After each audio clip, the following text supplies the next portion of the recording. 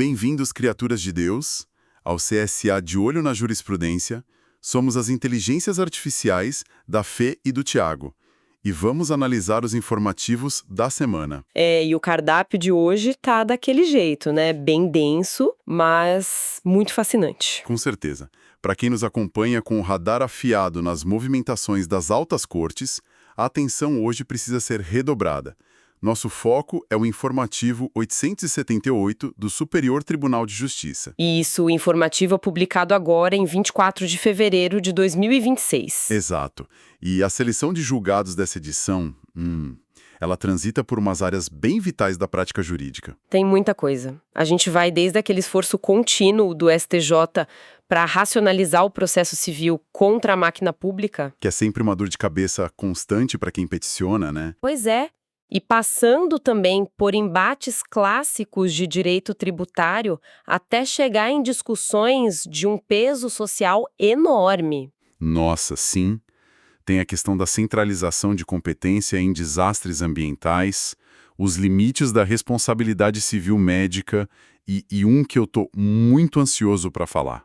Ou da prova digital, aposto. Esse mesmo. Aquele choque inevitável entre o processo penal tradicional e a volatilidade das provas digitais. O código hash, mas a gente chega lá. É um acervo de decisões que ilustra muito bem o STJ exercendo aquele papel de uniformizador. E não só da lei federal, mas da própria lógica do sistema de justiça em si. E o nosso objetivo nessa análise profunda de hoje não é simplesmente ficar repassando ementa. Afinal, sabemos que quem nos ouve já tem o domínio técnico da matéria. Exatamente. A ideia é investigar a ratio decidente de cada caso, sabe? Os princípios que estavam ali em jogo e principalmente as consequências práticas. Como isso afeta a rotina de quem está ali na trincheira, né? Peticionando, julgando, administrando passivo público e corporativo. Isso. Então, vamos direto para a engrenagem do processo civil? Bora. Vamos começar pela Corte Especial e o tema 1081 dos recursos repetitivos. A pauta aqui é remessa necessária em demandas previdenciárias. Um clássico. Sim. Vamos desempacotar isso para a nossa audiência. Todo mundo sabe que o Código de Processo Civil de 2015 já tinha tentado restringir essa prerrogativa do Estado, né? Criando aqueles tetos bem claros lá no artigo 496, parágrafo 3º. Exato. No caso das autarquias federais, tipo o INSS, o limite para dispensar aquele duplo grau obrigatório é de 1.000 salários mínimos. Se a condenação for menor que isso, não precisa subir o processo automaticamente. Só que aí esbarramos no problema prático que vinha travando os tribunais. O que a gente faz quando a sentença é ilíquida? Pois é. O juiz deu ganho de causa contra o INSS, mas não bateu o martelo no valor exato em reais. Só que os parâmetros para o cálculo já estão todos definidos no próprio comando judicial. E a controvérsia morava justamente aí, a exigência de uma liquidação formal. Mas o ministro Og Fernandes, ao relatar esse caso, firmou uma tese que privilegia bastante a instrumentalidade das formas. E a eficiência processual, né? Porque a tese consagrada foi que, se a condenação imposta ao INSS puder ter o valor aferido por simples cálculos aritméticos, ou seja, usando os critérios que a própria sentença já fixou, tipo os índices de correção, os juros, a base de cálculo. Isso. Se ficar evidente só com essa matemática básica que o montante final não vai de jeito nenhum ultrapassar aquele teto de 1.000 salários mínimos, então a remessa necessária está dispensada. O STJ basicamente corta aquela burocracia absurda de exigir que o processo suba lá para o Tribunal Regional Federal só para chancelar uma conta de padaria, por assim dizer. Uma aritmética simples. E olha, isso muda a dinâmica de milhares de execuções previdenciárias. Muda muito. Historicamente, a Fazenda Pública costuma usar a alegação de liquidez meio que como um escudo processual, sabe? Sim, para ganhar tempo, forçando a remessa necessária sob aquele pretexto de que o valor exato ainda não foi apurado por liquidação, por arbitramento ou por artigos. Completamente essa tática protelatória. Prestigia juiz de piso e, o mais importante, garante que o jurisdicionado acesse o benefício com muito mais rapidez. Sem dúvida, é uma decisão de impacto macroeconômico e estrutural para o nosso judiciário. E puxando esse gancho da racionalidade na relação com o Estado, a gente vai para o nosso próximo julgado, que vem da primeira turma. O recurso em mandado de segurança 65.384 do Distrito Federal. Isso. Aqui a gente entra no direito administrativo. A dúvida era sobre o marco inicial da prescrição quinquenal para cobrar os efeitos financeiros de um benefício bem específico dos servidores públicos. O abono de permanência especial. Esse mesmo. O cenário fático desse mandado de segurança é muito instrutivo para quem atua na área. É bem o retrato do dia a dia da administração pública. É. Olha a situação. O servidor fez um primeiro requerimento administrativo lá em 2013, pedindo o abono. Aham. Só que o direito em si só foi efetivamente comprovado muitos anos depois, num segundo requerimento feito em 2018. E a tese central da defesa girava toda em torno da retroatividade, né? Exatamente. A grande pergunta era: o relógio da prescrição de 5 anos para cobrar os valores atrasados começa a rodar a partir de quando? Daquela primeira tentativa lá de 2013? Ou só a partir do momento em que o direito foi cabalmente demonstrado nos autos administrativos, lá em 2018. E a primeira turma foi cirúrgica aqui. Postura extremamente técnica quanto ao conceito de exigibilidade. Foi mesmo, porque a prescrição ela não começa a correr pelo simples ato de postular um direito. Ela exige que esse direito seja oponível contra a administração pública. E o STJ bateu o martelo. A prescrição quinquenal para os efeitos financeiros conta a partir do requerimento em que se comprove de fato o direito vindicado. Ou seja, o marco zero é o momento em que o servidor preenche todos os requisitos materiais e probatórios ali perante o órgão público. Como a comprovação só aconteceu no pleito de 2018, é a partir dali que se estabiliza a relação jurídica que gera os efeitos financeiros retroativos. E o que é fascinante aqui é como a STJ valorizou o momento da comprovação efetiva, né? Se a gente pensar em termos de compliance corporativo, a lógica é impecável. Total. É só imaginar um funcionário pedindo reembolso de uma viagem internacional por e-mail, mas ele só anexa as notas fiscais e os comprovantes de embarque no sistema 5 anos depois. O departamento financeiro não tem como processar ou reconhecer a dívida até que a materialidade da despesa esteja provada ali no papel. O STJ só pegou essa mesma racionalidade de segurança jurídica e aplicou no cofre público.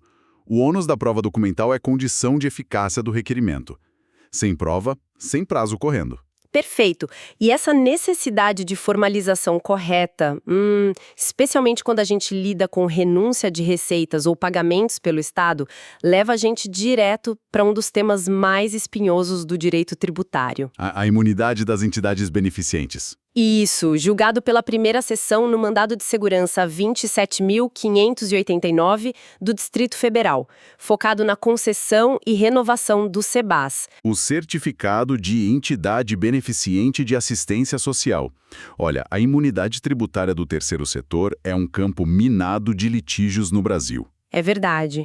E no caso concreto aqui, uma entidade teve a renovação do certificado indeferida pelo Poder Executivo. E o ponto de tensão, a cereja do bolo, é que a autoridade administrativa baseou essa negativa puramente em portarias e decretos ministeriais. Pois é, em nenhum momento a decisão administrativa apontou que a entidade tinha descumprido os requisitos previstos lá no artigo 14 do Código Tributário Nacional. O famoso CTN. Aí a entidade impetrou o mandado de segurança alegando ofensa ao princípio da hierarquia das normas. O argumento era simples e forte. Imunidade tributária, por ser um mandamento constitucional, só pode ser regulada por lei complementar. Não por portaria de ministério.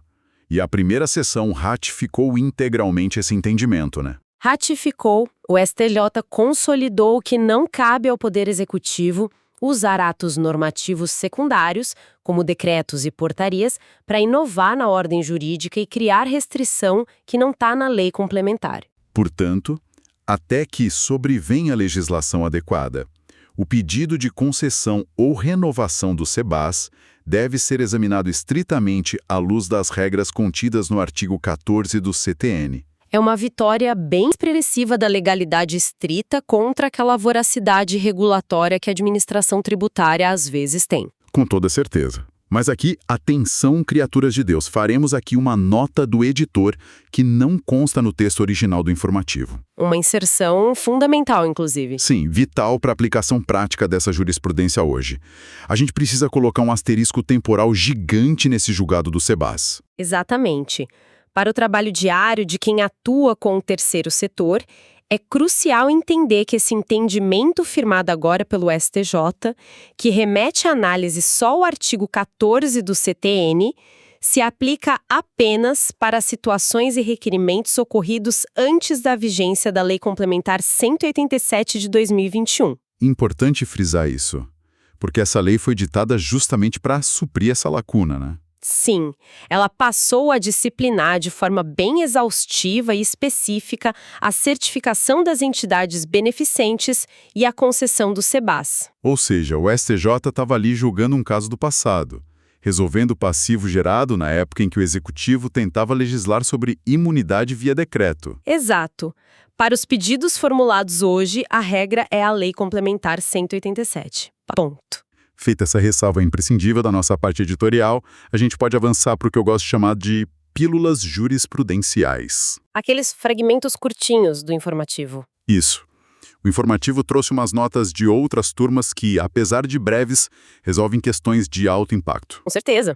E na esfera do direito privado, tivemos uma tese muito relevante na terceira turma. Relatoria da ministra Nancy Andrighi. Lidando com comércio internacional e transporte aéreo de cargas. O debate envolvia a falta do Airway Bill, o conhecimento de transporte aéreo. E como essa omissão, a falta desse documento, dialoga com os limites de indenização da Convenção de Montreal quando rola um extravio de mercadoria. Esse é um ponto muito crucial sobre a alocação de risco logístico. Bastante, porque muitas vezes quem expede a carga tenta buscar a reparação integral do valor da mercadoria que sumiu, ignorando os tetos tarifados pelos tratados internacionais. E a ministra destacou que o Airway Bill não é só um recibo de que a caixa foi despachada. Não, ele é um instrumento formal onde o expedidor tem a faculdade de declarar o valor especial da carga e, claro, pagar uma tarifa suplementar por esse risco mais elevado. A lógica é puramente securitária. O transportador cobra o frete baseado no peso ou num valor padrão de risco. Se a mercadoria tem um valor agregado altíssimo, sei lá, um lote de microchips avançados, é dever de quem expede utilizar o conhecimento aéreo para fazer essa declaração especial. E arcar com o custo desse seguro suplementar. O STJ concluiu que a ausência dessa documentação e dessa declaração formal impede que o transportador seja responsabilizado além dos limites tarifados da convenção. Então o judiciário batendo o pé e prestigiando os tratados internacionais e a previsibilidade dos contratos logísticos. Fundamental no mundo globalizado, né? Sem dúvida. E essa busca por ordem em cenários complexos serve de ponte ideal para a gente abordar a atuação da primeira sessão no conflito de competência 215.613 de Minas Gerais. Aqui o tom muda um pouco. Muda bastante. Saímos do direito comercial e entramos na gestão de litígios de massa, lidando com uma ferida aberta no país. Os desdobramentos do rompimento da barragem de Fundão em Mariana. Um caso muito sensível envolvendo a Samarco e a Fundação Renova, com milhares de atingidos e várias frentes de reparação. E o risco de decisões judiciais conflitantes pelo país inteiro era iminente. O cerne desse conflito de competência era definir qual juízo detém a prerrogativa para processar e julgar as demandas que questionam ou buscam a inclusão no PID. O Programa Indenizatório Definitivo. Esse mesmo. Esse programa foi instituído no âmbito daquelas repactuações complexas que foram homologadas pelo Supremo Tribunal Federal. E o que o STJ fez aqui foi basicamente aplicar a teoria do juízo universal, só que adaptada a um desastre de proporções continentais. Ao invés de permitir que cada comarca onde reside uma vítima profira uma sentença diferente, Que acabaria interpretando os critérios do programa de um jeito todo pulverizado. o STJ centralizou a competência na Justiça Federal designada para acompanhar o caso principal. A pulverização da competência, em cenários desse tamanho, é a receita certa para o colapso de qualquer sistema indenizatório. Se um juiz estadual decide que a fundação deve pagar X para um perfil de atingido, E o juiz federal que homologou o acordo entende que o valor correto é Y. a isonomia entre as vítimas vai para o espaço, e a segurança jurídica das empresas também. O STJ agiu como um verdadeiro gerente de crise arquitetural. Garantiu que o programa de reparação desenhado lá no topo não seja desfigurado por interpretações locais divergentes. É a centralização necessária. E olha, essa dimensão reparatória do judiciário, ela ganha contornos ainda mais dramáticos no nosso próximo caso. Verdade. Julgada em segredo de justiça pela quarta turma, sob relatoria do ministro Marco Buzzi. Uma ação de responsabilidade civil contra um hospital. O motivo, uma infecção hospitalar que causou sequelas neurológicas irreversíveis no recém-nascido. Um caso doloroso demais. E a decisão do STJ aqui reafirma pilares essenciais sobre o dever de indenizar e principalmente sobre a quantificação do dano futuro. A gente sabe que a tese da responsabilidade objetiva dos hospitais por infecções já é bem pacífica, né? É um defeito na prestação do serviço inerente ao risco do negócio. Mas a grande densidade jurídica desse acórdão está na aplicação do princípio da reparação integral. Porque a pergunta central é: como é que o direito quantifica a perda da capacidade laborativa de alguém que acabou de nascer? Alguém que nunca esteve no mercado de trabalho? É um baita desafio. E a quarta turma teve um mérito enorme aqui. O tribunal determinou que a reparação integral não se limita a só custear o tratamento médico e as terapias para a criança sobreviver. Isso já era esperado, claro. Mas eles foram além. Mantiveram a condenação ao pagamento de uma pensão vitalícia. A justificativa é fortíssima. A lesão cerebral irreversível usurpou de forma definitiva a capacidade futura daquela pessoa de prover o próprio sustento. A presunção de perda de renda futura foi tratada como absoluta nesses casos. O hospital, como ofensor, passa a ter a obrigação de garantir os meios materiais que assegurem a sobrevivência com dignidade da vítima ao longo de toda a vida civil dela. Compensando a autonomia que foi retirada logo no nascimento. É uma jurisprudência que carrega um peso filosófico gigante. Muito grande.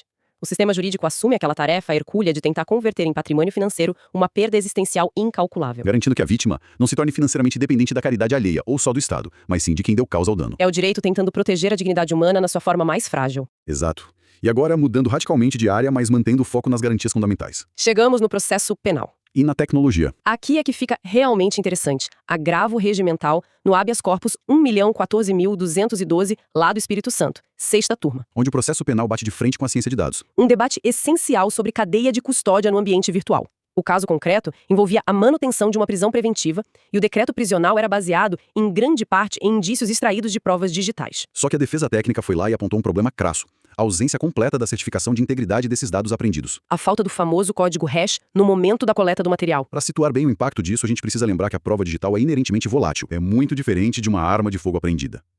A arma fica lá na sala de evidências e não muda de formato. Mas um arquivo de texto, uma planilha, um histórico de WhatsApp. Isso pode ter o conteúdo alterado com algumas teclas. E sem deixar nenhuma marca visível a olho nu. Aí que entra o código hash. Ele é um algoritmo criptográfico que gera uma assinatura digital única para aquele arquivo no exato milissegundo em que ele é espelhado pela polícia. Se uma única vírgula for alterada depois da apreensão, o código hash resultante vai ser completamente diferente do original. É a impressão digital do arquivo. E a sexta turma firmou o entendimento de que a falta dessa certificação imediata pelo hash rompe a espinha dorsal da cadeia de custódia. Aquela prevista lá no artigo 158A do CPP. Obrigatória a realização de perícia técnica complementar. Para tentar atestar a confiabilidade do material de alguma outra forma. É a consolidação da ideia de que o Estado não pode usar seu poder coercitivo máximo, Que é privar alguém de liberdade. com base em evidência que não aguenta o escrutínio técnico. Como a defesa vai exercer contraditório pleno contra um arquivo se o próprio Estado não fornece os metadados para provar que nada foi forjado? A sexta turma basicamente disse: no direito penal moderno, criptografia é pressuposto de validade probatória. É o direito correndo atrás do mundo digital. Uma leitura irretocável sobre a tecnologia servindo de escudo contra abusos persecutórios. Sensacional. E para encerrar a nossa análise deste informativo 878, a gente precisa dar aquela olhada para o futuro imediato. Cenas dos próximos capítulos. Ah, sim, as afetações recentes que vão tramitar como recursos repetitivos. É o STJ sinalizando as teses que em breve vão engessar ou destravar de vez os tribunais locais. Temos 3 afetações na mira. O primeiro é o tema 1408, que foi afetado pela primeira sessão. Esse vai pacificar uma questão bilionária no direito administrativo. O debate é se os sindicatos têm legitimidade extraordinária e interesse processual para propor ação civil pública, buscando cobrar do poder público o repasse de diferenças da complementação do Fundef e hoje o Fundeb. O cerne é entender até que ponto o estatuto de um sindicato de profissionais da educação abrange a defesa desse interesse coletivo específico. Que não é só salarial, né? É um interesse estrutural do financiamento da educação básica. O impacto disso é imenso. Se a tese for afirmativa, os sindicatos vão ter passe livre para encampar execuções coletivas monumentais contra estados e municípios. Já na Corte Especial, o foco é o cenário econômico, no tema 1409, tratando de execução civil e o artigo 866 do CPC. Aquela velha discussão. Determinar a penhora sobre o faturamento de uma empresa deve ser tratado como medida excepcional e restrita ou pode ser considerado uma prioridade. E tem um segundo ponto crítico nesse tema. Saber se o STJ pode admitir recurso especial para rever a decisão do juiz que deferiu ou indeferiu essa penhora. O que normalmente bate de frente no muro da súmula 7, né? Que impede o reexame de provas no STJ. É um embate clássico. O princípio da menor onerosidade ao devedor versus a efetividade da execução. Bloquear faturamento, asfixia o fluxo de caixa, pode impedir o pagamento da folha de salários, forçar a recuperação judicial. Mas, do outro lado, o credor que já tentou se esbajude, renajude e não achou nada, precisa de uma ferramenta coercitiva real. Se a Corte Especial flexibilizar a súmula 7 para ficar analisando a razoabilidade dessas penhoras lá em Brasília, a gente pode esperar uma enxurrada de recursos. Apenas para discutir se bloqueia 5 ou 10% da boca do caixa. Vai ser um divisor de águas para a advocacia empresarial. Com certeza. E bem rapidinho, a terceira afetação é o tema 1410. Também na primeira sessão, Prometendo alinhar mais uma peça do direito administrativo disciplinar. reforçando esse movimento do STJ de tentar pacificar a relação entre administração e administrado de forma definitiva através dos repetitivos. O volume de debates desse informativo mostra bem um tribunal trabalhando em rotação máxima para harmonizar as coisas. Foi uma jornada e tanto hoje. Navegamos desde a matemática processual contra o INSS, passamos pela responsabilidade estatal com o Fundeb, tocamos nas feridas de Mariana e nas UTIs neonatais. E mergulhamos no código hash, o direito provando que é uma ferramenta viva de gestão de crises. E para fechar a nossa reflexão de hoje, eu deixo um questionamento provocado lá por aquele caso da sexta turma. Sobre as provas digitais, Isso, com a crescente dependência de algoritmos, assinaturas criptográficas e metadados para definir se uma prova é válida ou não, e lembrando que isso tira a liberdade de alguém. onde a gente vai parar? Exatamente. Quanto tempo falta para que o próprio conceito jurídico de dúvida razoável deixe de ser um juízo de valor humano, fundado ali na prudência do juiz, e se torne um limiar puramente matemático? Uma probabilidade aferida por sistemas automatizados. Pois é, com inteligências artificiais como nós já analisando as leis, esse futuro está mais perto do que imaginamos. É um futuro próximo ou uma distopia que já está em curso? Uma provocação excelente para quem nos ouve continuar repensando o nosso papel diante da tecnologia. As cortes moldam as regras, mas os humanos operam dentro delas. Por enquanto. Fica a reflexão para a nossa audiência. Agradeço imensamente a companhia de sempre na nossa análise. Acompanhar essas decisões exige fôlego, mas recompensa com clareza. Muito obrigado a quem nos ouve, continuem questionando as certezas aparentes e até o nosso próximo encontro, investigando as decisões que movem o direito brasileiro. Um grande abraço. Acompanhar essas decisões exige fôlego, mas recompensa com clareza. Muito obrigada a quem nos ouve, continuem questionando as certezas aparentes e até o nosso próximo encontro investigando as decisões que movem o direito brasileiro. Um grande abraço.